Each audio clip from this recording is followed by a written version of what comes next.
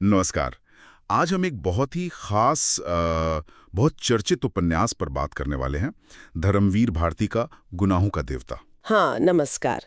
और ये उपन्यास इसने पीढ़ियों को प्रभावित किया है। हमारे पास जो इसका विश्लेषण है वो इसकी गहराई में उतरता है। बिल्कुल। और ये कहानी ना एक बड़ा सीधा सा लेकिन मुश्किल सवाल पूछती है।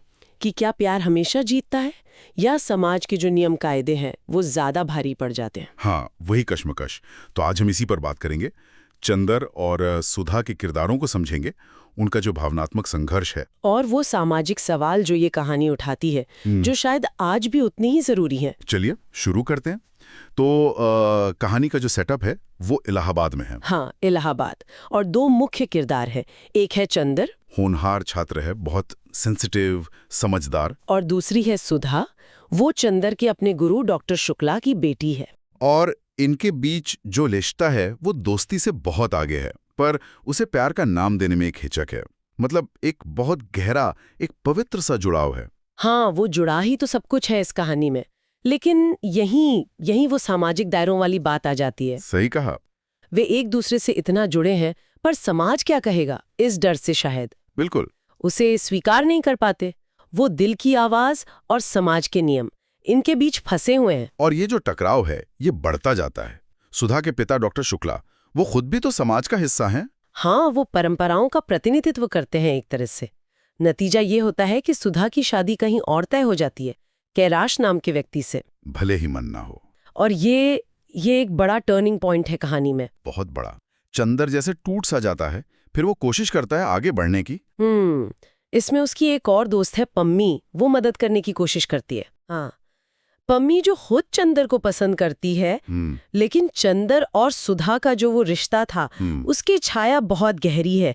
उससे निकलना आसान नहीं है। यहीं पर वो त्याग और बलिदान वाला एंगल आता है ना। बिल्कुल।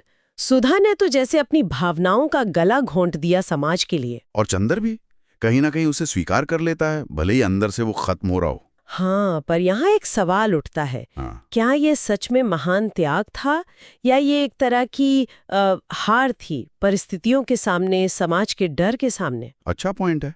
मतलब क्या ये जरूरी था? वही तो। हाँ। ये उपन्यास सिर्फ प्रेम की पवित्रता नहीं दिखाता, वो ये भी दिखाता है कि कैसे कभी-कभी हम जिसे त्याग का नाम देते हैं वो शायद अपनी बात न कह पाने की, खड़े न हो पाने की कमजोरी होती है। ये मानवीय भावनाओं की जो जटिलता है उसका बड़ा मार्मिक चित्रण है। तो डॉक्टर शुक्ला जैसे लोग वो सिर्फ एक व्यक्ति नहीं, वो उस पूरे सिस्टम के प्रतीक हैं। सही बात है। वो सिस्टम जो परंपरा को, लोग क्या कहेंगे को व्यक्तिगत खुशी से ऊपर रखता है। तो ये कहानी हमें रोककर सोचने पर मजबूर करती है कि क्या प्यार को ऐसे बांधना ठीक है? निश्चित रूप से। देखिए, ये सिर्फ चंदर और सुधा की कहानी नहीं है। हाँ। ये उन हजारों लाखों कहानियां जैसी है जहां सच्चे प्यार को सामाजिक रस्मों की झूठी इज्जत की बलि चढ़ा दिया जाता है। मतलब उपन्यास सीधे सीधे सवाल कर रहा है समाज से। हाँ, बहुत तीखे सवाल कि क्या समाज के बनाए नियम इंसान की भावनाओं से, उसकी असल जरूरतों से बड़े हो सकते हैं? ये प्रेम और सामाजिक मान्यताओं के बीच का सीधा और दुखद टकराव है। तो अगर हम संक्षेप में कहें तो गुनाहों का देवता चंदर और सुधा के जरिए दिखाता है कि कैसे एक व्यक्तिगत प्रेम और समाज का जो कठोर ढांचा है, उनके बीच का टकराव जिंदगियों को उजाड़ सकता है। वो दर्द दिखाता है जब दिल कुछ और चाहे और दुनिया का दस्तूर कुछ और हो। और ये कहानी लिखी तो कई दशक पहले गई थी, लेकिन आज भी उतनी ही रेलेवेंट लगती है ना? बिल्कुल। ये सोचने पे मजबूर करती है कि क्या आज हम व्यक्तिगत खुशी और सामाजिक उम्मीदों के बीच एक बैलेंस बना पाए हैं?